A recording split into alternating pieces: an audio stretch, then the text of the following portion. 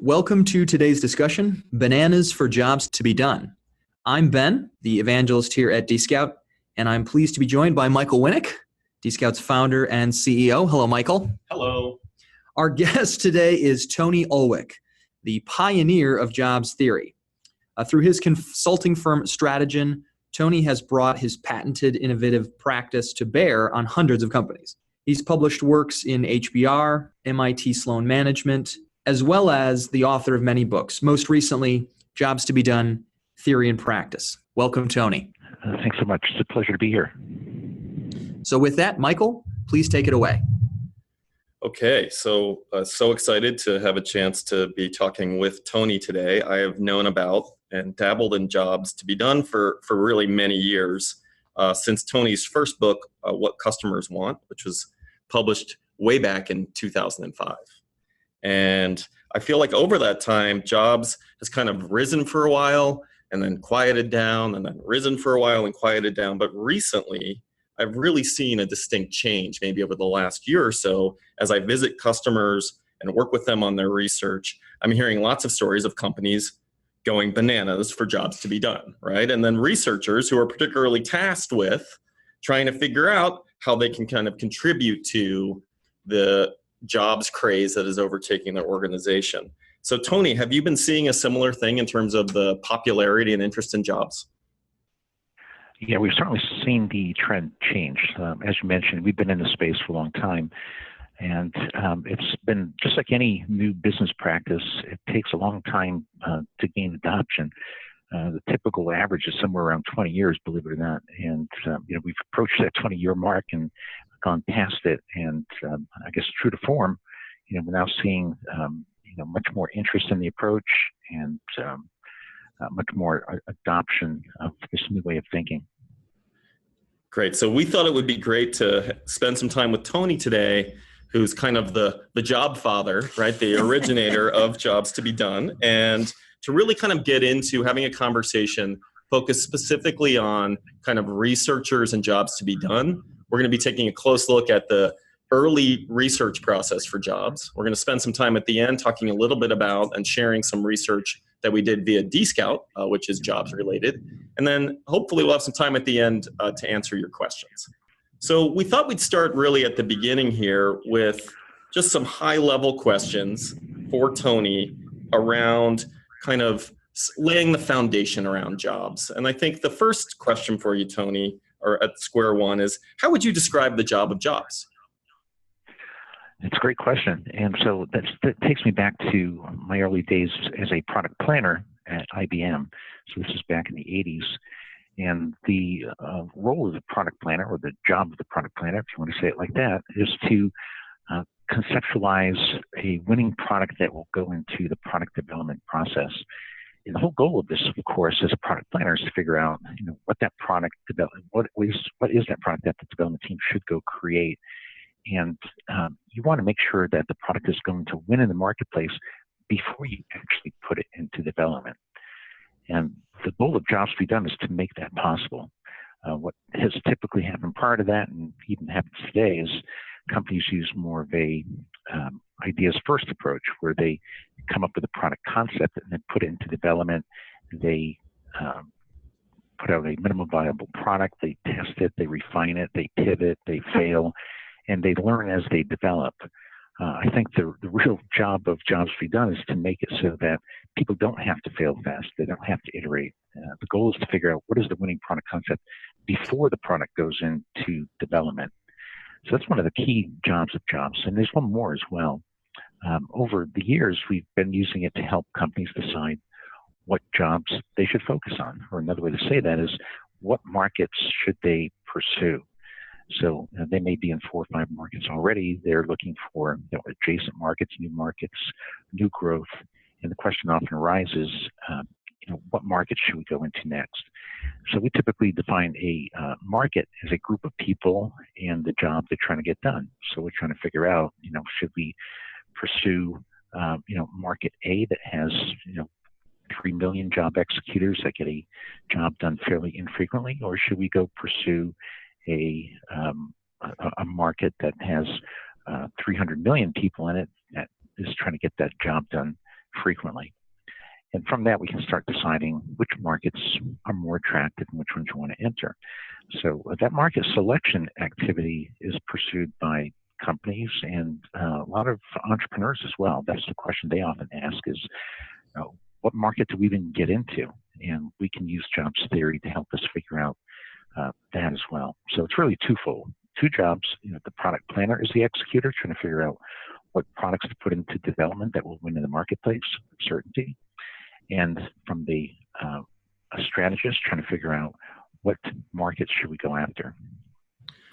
That's great. That's a nice summary. I'm kind of curious, if we look at those two jobs, have you seen situations where companies are misapplying jobs or trying to have it tackle ancillary jobs, or it's a poor fit for certain things that companies try to apply the theory for?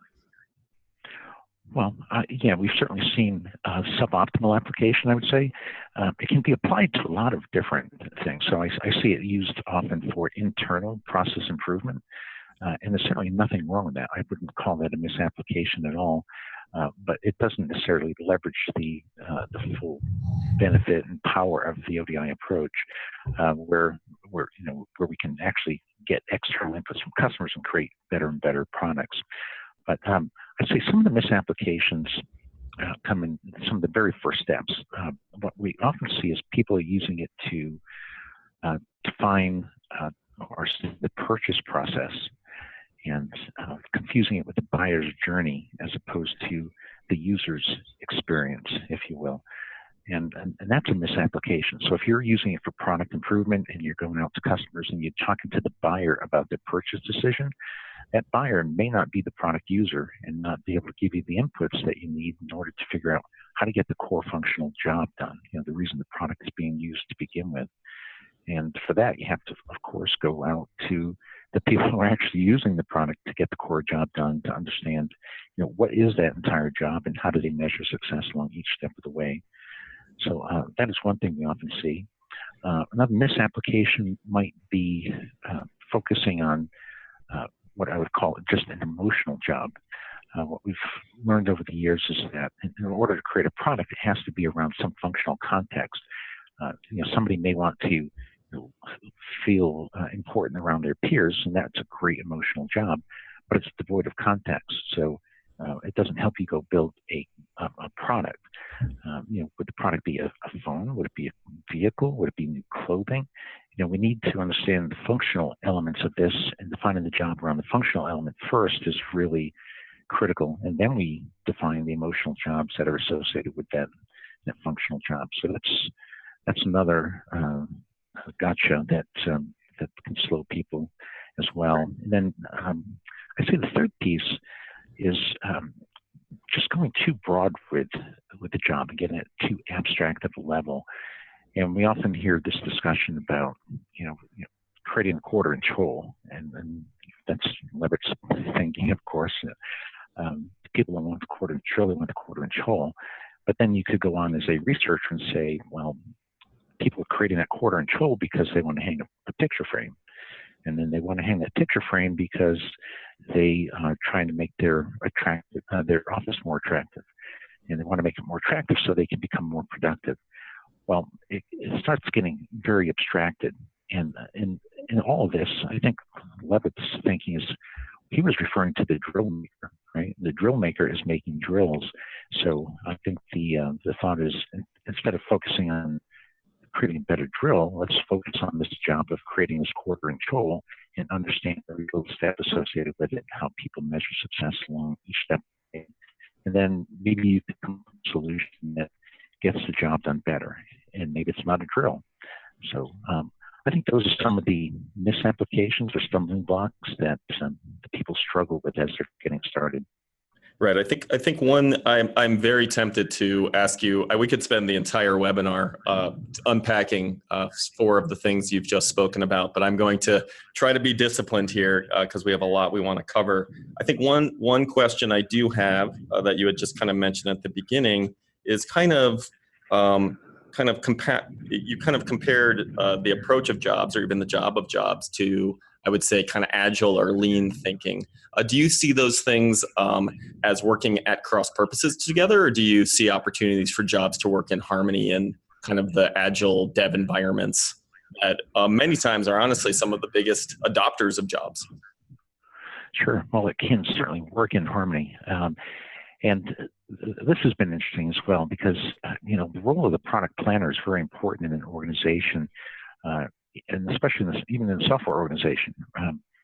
But the planning role is often played down and, becomes part of this agile approach where the planning is just part of the development process as opposed to an activity that starts well before the development process. And I think the key here is there needs to be a product planner associated with whether it's a software tool, hardware, service, whatever you're trying to create. There's this phase up front where we need to define the market, uncover needs, quantify them, figure out the opportunities, and then come up with a solution that will address those unmet needs. Those inputs go into the development process, which could, of course, then really enhance the agile development process. But the key there is instead of having to iterate and fail fast and figure out if you're getting it right, you've already spent the time up front making sure that you're focused on the right things so you are getting it right. So it's the ultimate in agile, if you will, because it's helping eliminate the need to iterate and fail fast. Measure twice and cut once. So I think that that was a great quick overview of the process and kind of the different discrete steps that you go through. And your process, Tony, isn't the jobs to be done process. It's kind of talked about more from outcome-driven innovation, right? So it's moving from the earliest questions of defining the market, which are pivotally important, and all the way through developing a growth strategy. Today, we are going to focus a little bit more on the first two steps of that process and digging into kind of the Qual research side of what you need to do to make sure that you're uncovering needs. Of course, step 3, which is the quantification step, tends to be pretty typically survey driven. And so that's another place where I think researchers play a pretty heavy role in the world of jobs. But we're going to put that one aside, and who knows, maybe at some point we'll be able to twist your arm and have another webinar where we could kind of discuss the ins and outs of step 3. So I think, Tony, do you have any comments you want to add to that, or do you mind if we jump right into talking a little bit about jobs as a researcher? Well, yeah, I'd like to make a couple of statements because the way we think about jobs to be done, it's really a perspective or a lens from which you can look at a market differently. So when you start thinking about focusing on the job instead of the product or the customer, a market is no longer a technology or a product. A market's actually a group of people trying to get a job done. And then when we define customer needs aren't just ambiguous statements or latent or exciters or delighters. They're quite specifically something very different. They are the metrics that people use to measure success when getting a job done. And then when we quantify these, we're trying to figure out where people are struggling to get the job done in essence. Where are they overserved? Where are they underserved? And this leads us to opportunity discovery. And what we've learned in all the studies that we've done is people generally don't agree on what needs or outcomes are really important and unsatisfied. So you may have a third of your population that thinks outcomes 10, 20, and 30 are really important and unsatisfied, and then another third of your market that think 3 other outcomes are really important and unsatisfied, and so on. And this leads us to this concept of that there are, in nearly every market, segments of people with different unmet needs. And what we're doing in these first 4 steps of the ODI process is to take this theory and put it into practice so that we can understand who the customer is, what their needs are, which needs are unmet, and if there's segments of people with different unmet needs. And with those insights, then we can figure out exactly what we need to go do in order to win in the market. And it could be ways to improve an existing product, ways to better position an existing product.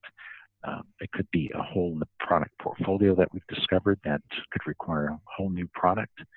And so it informs all the downstream growth strategy activities. So that's what comes into play. And as you said, the focus for today is really on those first two. And I think we're ready to jump into that detail. So I think I'm sure that you've worked with many researchers on your jobs journey, and I'm I think curious to have your take about kind of researchers and how they can kind of get involved in and kind of get started with jobs. So I think, how do you ultimately see researchers helping in the jobs process, Tony? Well, the researchers can jump right in and apply research techniques to discover this new type of information. And I say it's a new type because it's usually information that they're not usually used to capturing. I think one of the key things that jobs and ODI answers is, what is a customer need? And I often pose this question in organizations and ask them if there's agreement on their team as to what a need even is. And the answer is usually no, there isn't. And of course, if there's no agreement on what a need is, and there can't be agreement on what the needs are, or which are unmet, or if there's segments of people with different unmet needs. So one of the key aspects or elements or benefits of jobs thinking is that it opens up a window to understand customer needs in a way that was impossible without this lens. So researchers can jump in by adopting this kind of thinking and just putting on this lens, discovering what is the job that people are hiring our products for, what does the job map look like, the steps that people go through to get the job done, what are they trying to accomplish, and what are these outcomes that people are using to measure success. So it's really giving researchers a new lens to capture a unique type of input that's previously gone unnoticed, and to use those inputs to help drive the strategy and innovation process. I think it's I actually think one of the benefits of having that agreement is that it also really helps researchers. So I think that a challenge that I think researchers often face is to not simply identify unmet needs or even met needs, but often their work hinges on discovering unknown needs, right? Things that people haven't thought of before, being surprised by something that's been undiscovered. And I think a benefit of jobs for researchers themselves is it allows them to fully capture all of the needs that are there, and to have a more balanced approach to their work. So surprise factor isn't the driving variable. It's actually having a complete rigorous map of what's going on in the space. Tony, I'm curious about this kind of next bullet point here, which is a good first jobs project. We were talking a little bit before we kind of were joined by everybody else on the call around this question around focused on how do we, if you're coming into an organization and the organization catches fire with jobs, all of a sudden everyone's trying to map every job that the whole organization does, right? That's probably not a great starting point. So how do you think about what's a good scope for a first jobs project for someone to kind of get familiar with the concepts and with the methodology that's not boiling the entire corporate ocean? Sure. So what we see in many cases is that companies are trying to grow in their core markets. So a great first step is to focus on the core market. So and think about this as a product by product approach as well, where the first good projects would be go look at a product that maybe it's a little bit, it's a core product, but it might be struggling, maybe you're losing market share. Maybe the product team is willing to look at the market through a new lens. They've exhausted all of the methods, and they're ready to try to take their understanding of customer needs in that market to the next level. That's a great first project. And the reason I say that is you can show them a new way to look at their market pretty quickly using the approaches that we'll talk about here, showing them that there is a set of needs that they probably have never considered before when you apply this lens. And it can take a product team from a place where they don't agree on what a need is to a point where they all agree on what the customer's needs are. And that's very transformational because now everyone's on the same page. And so instead of debating about what the customer's needs are, you can have a good discussion about how to best solve them. Everyone's focused on, they're in the right ballpark, if you will, focused on the right problems. So the other reason I like a core market as a starting point is because you can get a quick success. And what I mean by that is once we discover what the needs are, which are unmet and so on, a lot of times you can just reposition your products to better align with the needs that they address, vis-a-vis your competitors. And we've done this a number of times. The very first time I applied this in Cordis Corporation years ago in the angioplasty balloon space, we did exactly this. We discovered that there were about 3 or 4 needs that were unmet in the market that their products actually addressed quite well. They just never messaged along those different dimensions. So with adjustment to their marketing and positioning and marketing communications, they got a jump in market share within a 6-month period without even changing the product. And that encouraged them tremendously. They went on to come up with a new product line that got the job done significantly better and got their market share from roughly 5% up to 20%. So already being in the market helps alleviate this discussion about should we even be in the market. Sure. I'd say, a bad starting point is a brand new market that no one's been in, that no one understands, that will take years to actually go develop the solution and see if it's successful. And by that time, a couple of years has gone by, and the enthusiasm could wane, and so on. So I like your point about markets. Yeah. I like your point about positioning even as a start of that, because obviously you can kind of do the project, take the implications, and hopefully move them into marketing channels, hopefully very quickly, so you can kind of get a quick win under your belt early. I'm curious from your standpoint, how many companies do you feel like there's a kind of agree or disagree with this statement, which is companies have a really clear handle. Most companies have a clear handle on the core jobs that their products are doing. Yes or no? How do you come down on that? Well, I think they're in the ballpark, but generally speaking, they define the jobs a bit narrowly. What we find is most products only get part of the job done, and most companies think that part is actually the whole job. So they're partially correct, but the whole job often extends beyond what the product does. And understanding what the entire job is really opens the door to to growth and innovation in that space. And this is why I like focusing on that core job, because nearly every case that we've applied this, there are opportunities left in the core market. It's not as if it's all depleted of opportunity in its commodity market.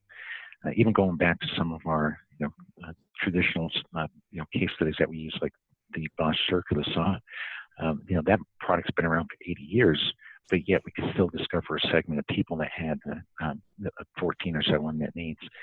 And being able to discover that proves that it's not a commodity market, and there's still room for growth in markets that appear to be commodity and where people are competing on price, and they don't really have to. That's great. It's even often an eye-opener for our clients to see their markets through this new lens. So to answer your question, they get it partially right, but not 100% right. And what they're missing is often hiding opportunities for growth. Okay, that is a great segue to a question that might be on all of your minds, which is, what is with all these bananas? So we actually, in addition to just the idea of companies going bananas for jobs to be done, in preparation for this, we were reading Tony's original work, What Customers Want, and we came across this paragraph where Tony talks about Chiquita Brands International wanting to reinvent the banana and an approach for doing that.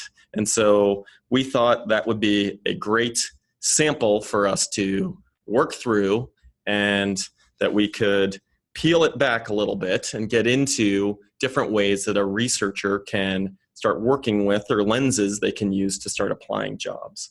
And so we're going to kind of lay out three, each of which is a legitimate entry point for doing research, right? The first is the product itself. So the example that we gave is the banana. Obviously, insert other products here, right? This could be a B2B product. This could be a software product.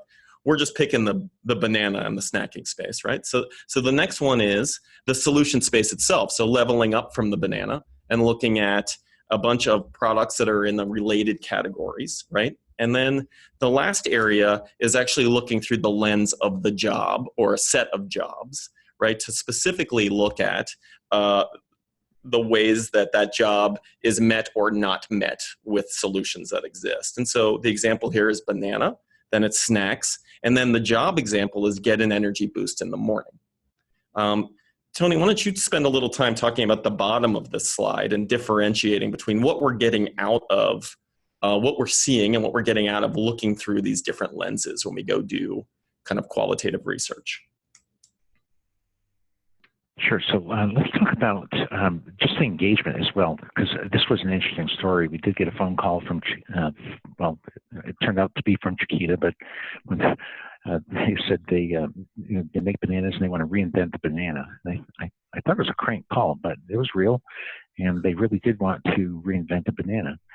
What I learned as we started going through the project is that bananas come in about 10,000 different varietals, and they're also the content, the taste, the shape of the banana can be modified based on soil conditions and how they're fed, which is quite interesting. So what that means is you could alter the function of the banana based on the job you're trying to accomplish.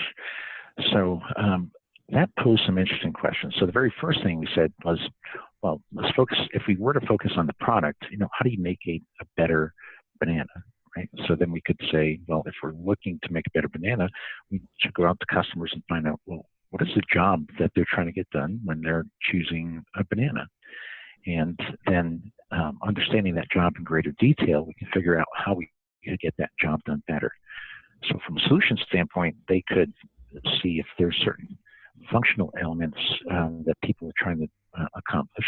Of course, people often get bananas so they could maybe avoid leg cramps or boost their potassium level.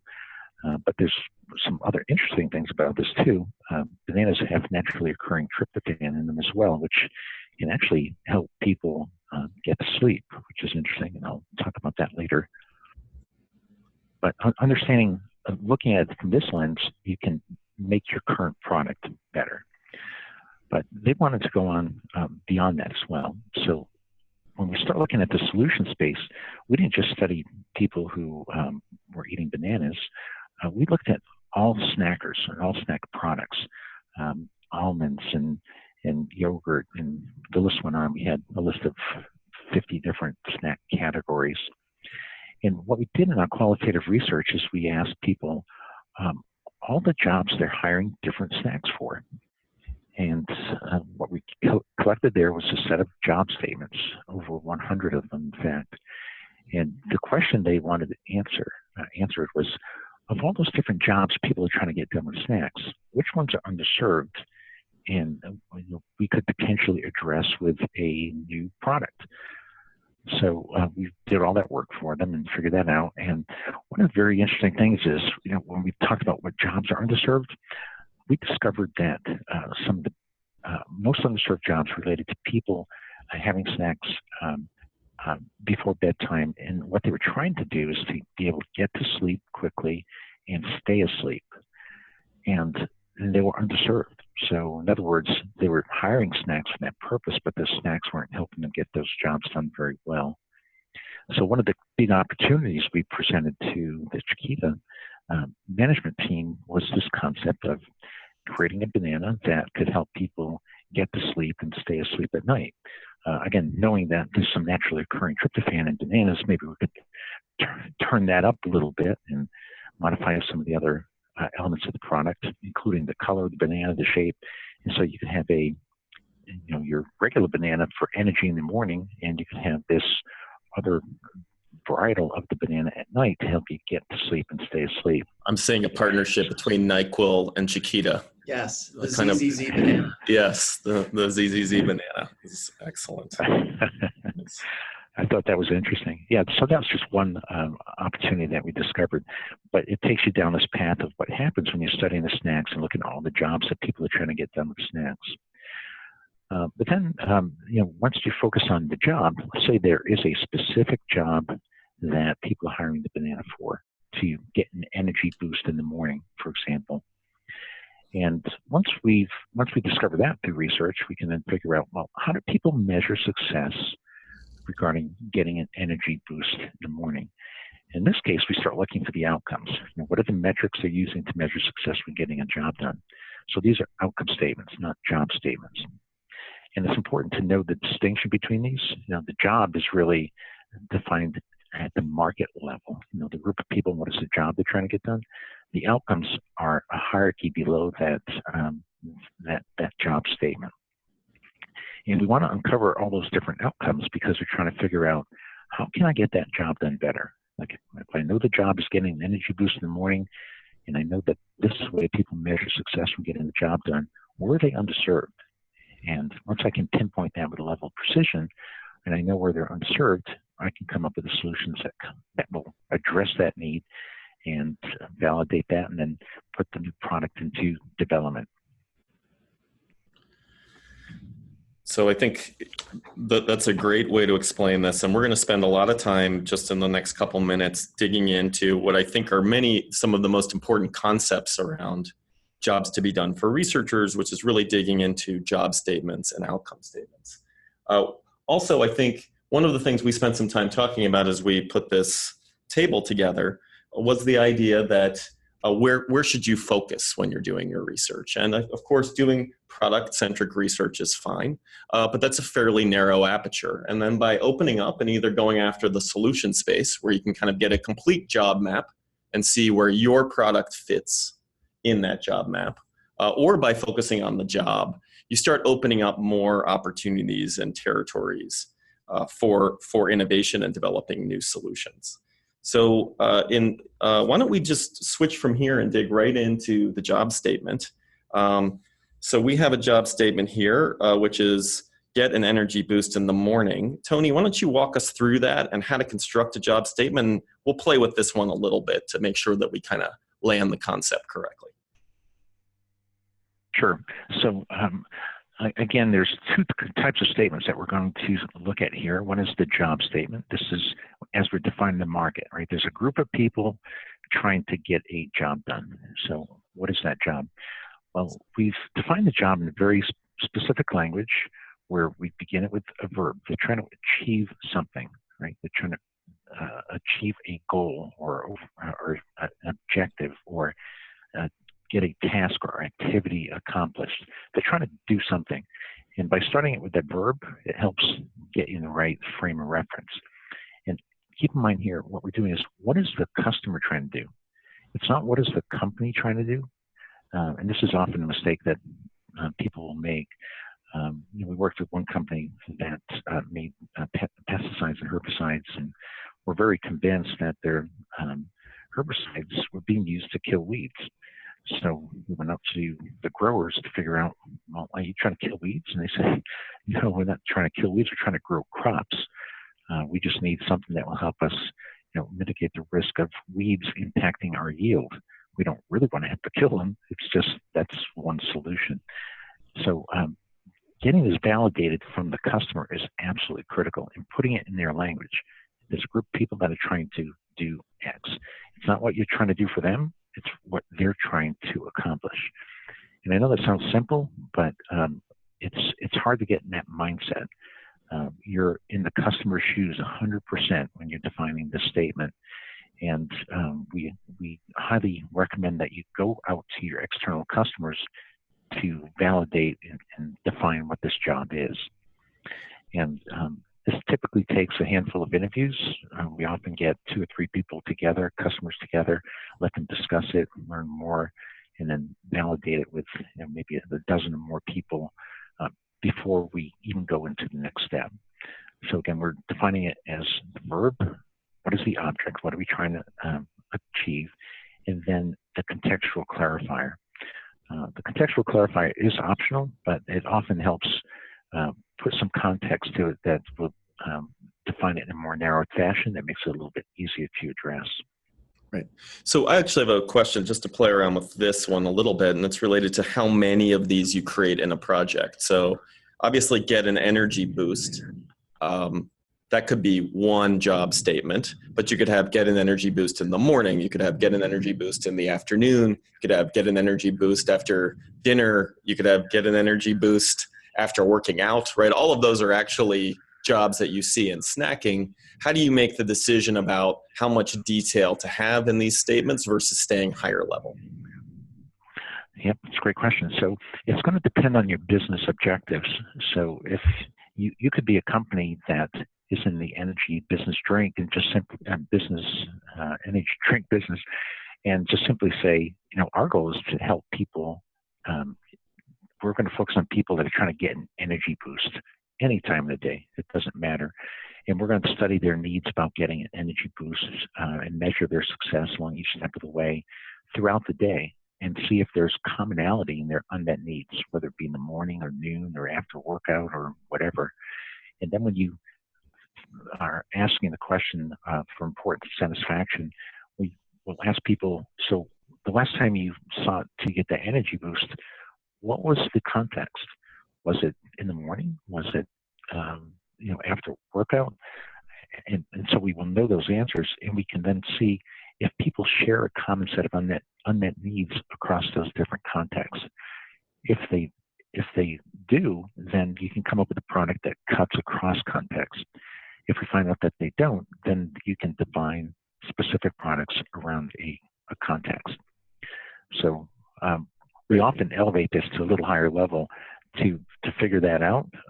But you might be a niche player coming into the space and say, you know what, we just want to focus on energy boost in the morning. That's our goal. For whatever reason you made that choice. And then you would narrow your focus to just those people who are trying to execute that job in the morning.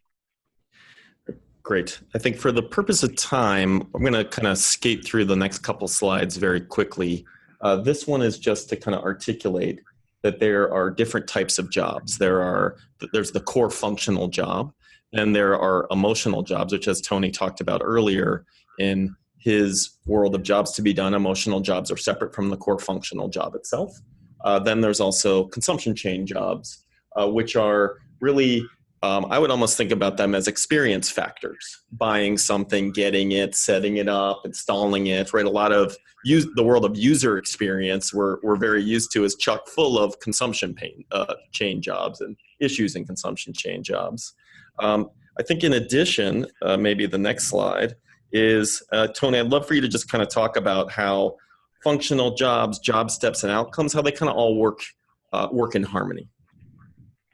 Yeah. So as we start thinking about breaking down that core job, I like thinking about this as we're trying to build a puzzle or fill in a puzzle. And the puzzle is, what are all the needs of the customer in this space? So just like any good puzzle, having a frame that we can work within is very helpful. So the first step that we go through is create what we call a job map and break down those the big job into steps that people are trying to get done as they're completing the job. That acts as the frame. And we may do 5 or 10 or more interviews with customers just to understand the steps that they're going through. Now, this is interesting. It's a very important point from a research standpoint. We are not studying what they're doing. So it's not a process map. It's not a focus on solutions. What we're studying is what they're trying to do. And it's a huge difference. In step one, that what they might be doing is vastly different than what they're trying to accomplish. And there might be 50 solutions that exist all around the world that people are using to get the job done. And if you were to focus on how they were using those products, you'd end up with 50 different process maps. The beauty of this is there's only one job map per market.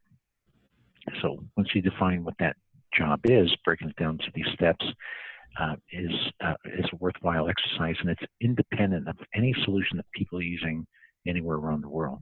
So that's why we say the job map and these outcome statements in the job itself are all solution agnostic. And the goal of all of this is to collect a set of inputs that is solution agnostic, so we can ultimately test solutions against a set of metrics to see where people can improve their ability to get the job done. That's a great segue into the next slide, where we talk a little bit and kind of break down an outcome statement. So Tony, do you want to walk through a little bit about this outcome statement and kind of a little bit of hygiene around good outcome statements? Sure. So we've spent a lot of time over the years trying to figure out what we say is, what is the perfect need statement? And when we started this exercise a couple of decades ago, we sat and thought, well, first we realized it's very unfortunate that you have to state customer needs using words, because those words have to have a certain meaning to the customer. They have to have a certain benefit and value to the company as well. So we started thinking about what should these statements, how should they be structured? What characteristics should they have? What function should they provide? And we discovered that they need to describe to, from a customer standpoint, describe how they're measuring success when getting a job done. This makes these needs stable over time. So the inputs that you're capturing at the beginning of your development effort are the same valid inputs and measures that they're using to decide whether they want to buy your product a year later or 2 years later after you've created your product. These same inputs have to be measurable and controllable in the design of your product offering. So they have to be stated in such a way that the engineering, design, development team can use them as is to go create value for the customer. They've got to be solution agnostic. They have to be something we can put in a survey and prioritize them. And for a whole variety of reasons, we've concluded that this format of a statement is the perfect need statement. So we call them desired outcomes, and hence outcome-driven innovation. And we've had this validated through lots of research from many companies over the years to figure out, what is the perfect need statement. And from a researcher standpoint, some of the most important things to recognize here is that variability in these statements is not your friend. In other words, you could change the direction of improvement, like minimize, could become decrease or reduce. You can have a set of statements that all begin with different words. And what we've discovered is that people will rate these statements differently for importance based on some of these words that you use to introduce the statement. Or another way to state this is that changes from statement to statement add variability to the quantitative function of this exercise and could invalidate it. So we are very emphatic about the way we define these statements, and one of the I'll say missteps that we often see early on in the process is people try to modify these statements to become something slightly different or to sound better, or we'll often say, well, customers don't talk like this. And that's true, they don't. And we're not asking them to necessarily talk like this either. But what we're trying to do is to understand how they're measuring success and value. And once we've come up with a statement like this, we validate it with the customers. And again, of course, we're collecting this input from the customer to begin with.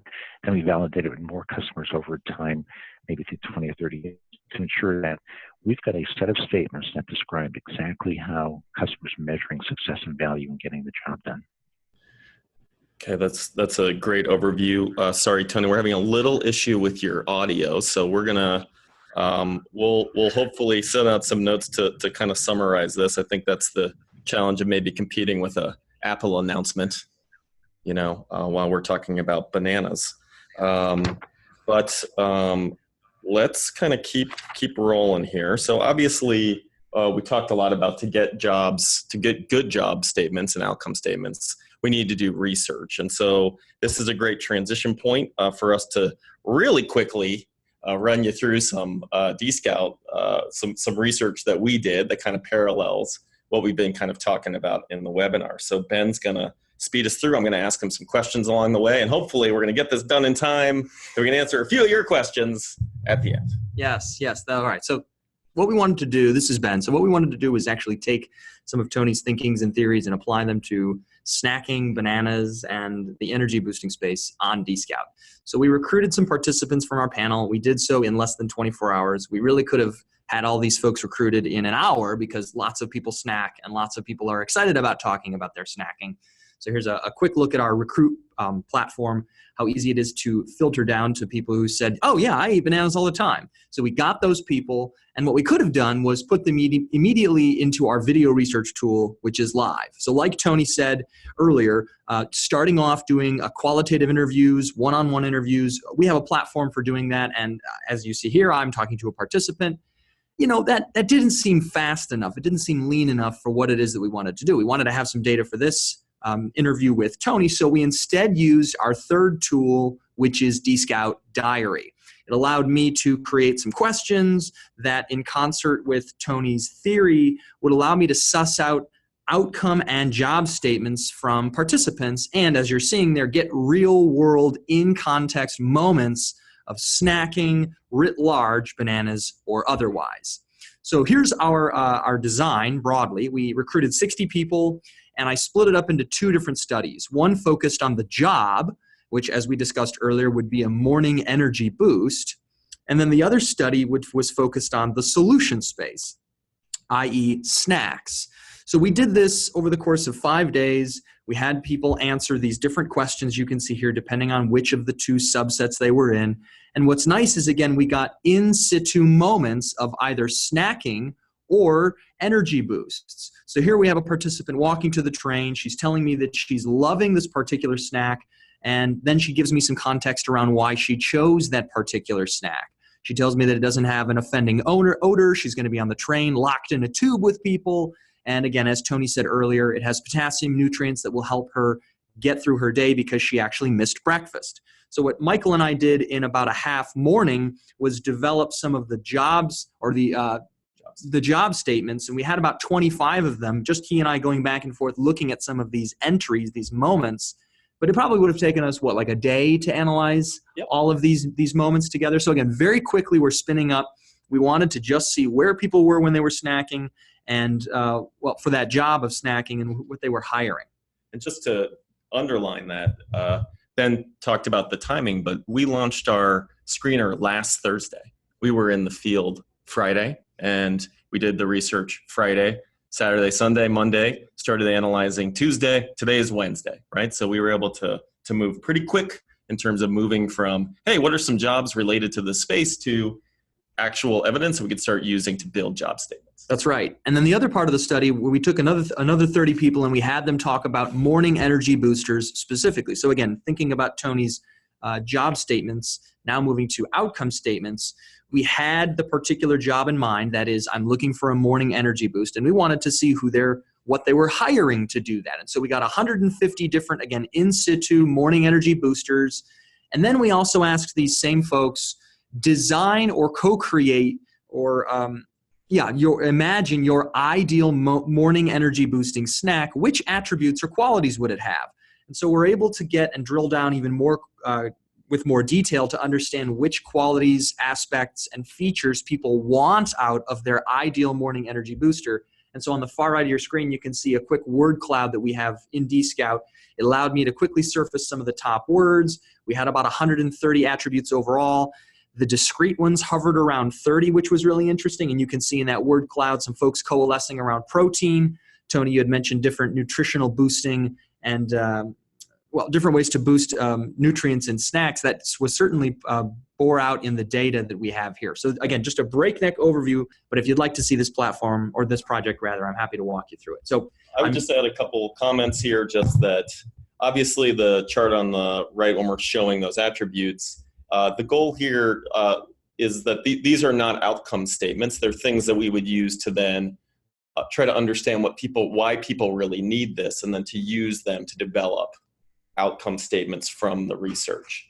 I'd say one other comment is that one of the benefits of both approaches is that we're able to both get the context around the jobs that people are doing and the stories, but there's also just so much great detail that we can move from the context to the specific outcomes that people are looking for, as well as we can even start getting at least some sense of the frequency of types of jobs, right? When we're looking at 300 snacking moments, we can start seeing roughly how many are about energy boosting, how many are actually about calming down, how many are related to jobs related to tiding people over after a meal. And so it's certainly not going to replace the quant step, but it does start giving us a sense of the frequency of certain job types. Tony, we want to thank you for your time, and thanks to those of you who have stuck around. Hopefully you have completed that survey. We are now going to turn with the last, 7 minutes of time to the questions that we've got, and we've had over 30 of them, and they've been coming in both chat and the Q&A. Tony, a big one that we're seeing a lot of is around the product space. Folks are asking, what if my product is not an actual physical product, but rather a software or service offering? Could you talk about how you might apply jobs or think about jobs when you're not dealing with a physical product? Yeah, absolutely. I'd say 80% of our projects relate to non-hardware products. It's done exactly the same way. People hire products and services and software to get a job done. So it's the same approach. There's the core functional job that people are trying to get done. There's the consumption elements. It's the exact same methodology. So don't feel shy using it for that. Another interesting point I should make here is that jobs to be done in ODI are solution agnostic. So when you study the job, what we often find in the end is that the solutions that are needed to address all the needs in the space include a hardware component, a software component, and a service component. So even if you're in the software business, it doesn't mean that there can't be a service or a hardware component that could help grow that space. And we've seen this over and over again, especially in the hardware space, where people who make products are often finding ways to grow with complementary service offerings and so on. That's really helpful, and that leads me to my next question. We're also getting a lot of interest and curiosity around non-existing products. A lot of Dscout's clients are trying to innovate in spaces that are not yet formed: AR, VR, chatbot UI, the fintech space. Do you have any recommendations for someone out there who maybe is in a space that isn't quite yet defined? Well, a lot of the things that you just mentioned really are technologies. So those technologies are looking for markets, right? So we do a lot of work like this as well, where you've got these technologies, and I'm trying to figure out, well, where should we start with them? What markets will they help better serve? And it goes back to this market selection kind of activity. What we often do is we look at a technology and look at all the jobs the technology could get done. And then we go look in the marketplace to see if those jobs are already well satisfied or if they're underserved. And that can help you find the right match or the starting point for new technology to find a home, to bring it to market. That's great. That's really helpful to think about that market space specifically. We've also had a lot of questions come up around personas and segmentation. Do you ever have clients that you've served ask about how you might be able to lay jobs over existing personas, or have you ever done persona work concurrently with jobs work, or maybe how do the two intersect? It's done concurrently. So when we define the needs, we define which are unmet. We look to see if there's segments of people with different unmet needs. So when we do our segmentation, it's done very scientifically through cluster and factor analysis. And it literally breaks out customers that have different unmet needs. Then we go profile those segments to see why they have different unmet needs. They become the personas. So we can pinpoint a segment of people that have this set of unmet needs for this reason, and another segment that has another set of outcomes, unmet needs for another reason. They become personas. But the difference here is they're not demographic or psychographic based. They're all needs based. And they're all based on quantitative data. So if they're not qualitatively built, they're quantitatively built, and they are quite literally descriptions of different groups of people that have different unmet needs. Right, and the common denominator in them is the commonality of their needs, as opposed to psychographics or demographics or other criteria that might go into a standard market segmentation. That's Tony, exactly right. I'm putting the jobs process slide back up because a few folks who had some questions about this, about the process, and in particular steps 2 and 4. Could you say a little more about uncovering needs versus discovering opportunities? Again, it's primarily a research audience, so for a lot of these folks, their needs become the opportunities. Could you parse out these two? Or those may sound like the same activity. Yeah, exactly. For a lot of our human-centered designers out there, could you maybe demarcate steps 2 and 4 a bit more? Sure. So in step 2, we're defining what all the needs are. In step 4, we're trying to figure out, of all those needs that we've discovered, which ones are underserved and which ones are overserved. Right? So one is discovering just the basic needs, and the other is discovering the opportunities for improvement. And the opportunities for improvement are based on the quantitative data. In step 2, it's just all qualitatively derived. So we'll do 20, 30 interviews just to capture a complete set of needs, not knowing which of those needs are unmet. Right? And that's why we do the quantitative part of the process, so we can figure out exactly where the market's underserved and by how much. Is that helpful?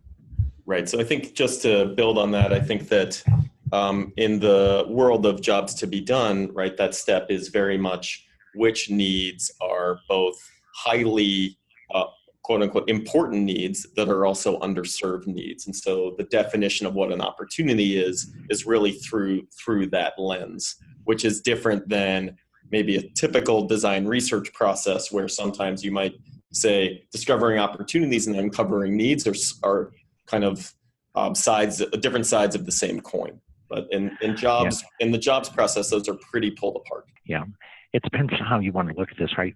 Our view of needs is all the needs, whether they're satisfied or not. When a lot of people are out looking for needs, they're meaning unmet needs. So they're only looking for needs that are unmet. So they're looking for pain points and that kind of thing, which may reveal 1 or 2 or 3 unmet needs. But we want to categorize the 100 or 150 different metrics that people are using to measure value. And of all those metrics, there might be 30 unmet needs, and there might be 30 overserved needs. And knowing exactly which ones they are can help you figure out where you need to focus to get the job done better and where you're going to focus to get the job done cheaper. That's great, Tony. One last one here. We're getting a lot of questions about existing hypotheses, both from teams and stakeholders. How much or what role do a team's hypotheses play in doing research around jobs to be done, versus just relying exclusively on the research itself to uncover the job? So there's this interesting balance that people are mentioning here in their Q&A, wherein their stakeholders or even their research team may already know some of the jobs that they either want to be experts in. How do you advise folks to balance the existing jobs thoughts versus what you'll uncover organically through research? Well, companies often have great institutional knowledge about a market. They may have been in the markets for 20, 30 years. They do know the jobs. So in that case, with that level of confidence, looking internally to figure out what the jobs are can make sense. And we work with a lot of companies that have people in them that are customers. So, for example, a lot of medical device companies we work with, they have in-house surgeons, and we can go to those in-house surgeons to ask them about getting the job done. And that's the same thing they're doing, right? So, if you're structured in such a way that you have that institutional knowledge, then starting internally and then going externally to validate everything makes pretty good sense. But if you want to be, as a researcher, if you want to be 100% certain that you're not heading down the wrong path whatsoever, just go external to external sets of customers and find out from them what jobs they're trying to get done. And then you can avoid that bias or potential bias. That's great, Tony. That is, I think, all the time we have for today. I did want to give you, Tony, a chance to let folks know how they can get a hold of you if they have questions or want to get in contact with Strategyn or learn more about ODI. What would be the best way for them to do that? Sure. So you could email me at ulwick@strategyn.com, or you can follow me on Twitter as well at Ulwick, and we can continue the conversation there. Perfect. And for those of you curious about the slides, we're going to be sharing both the recording and the slide deck later. And again, for those of you interested in getting access to our bananas snacking project that Michael and I ran at breakneck pace, to maybe see how you could start applying jobs with your contextual research needs, just send us a note and we will add you. Tony, thank you so much again. Michael, thank you for the time. Thank you, Tony. Thank you. My pleasure. And thank you all for joining. We'll hope to see you again soon.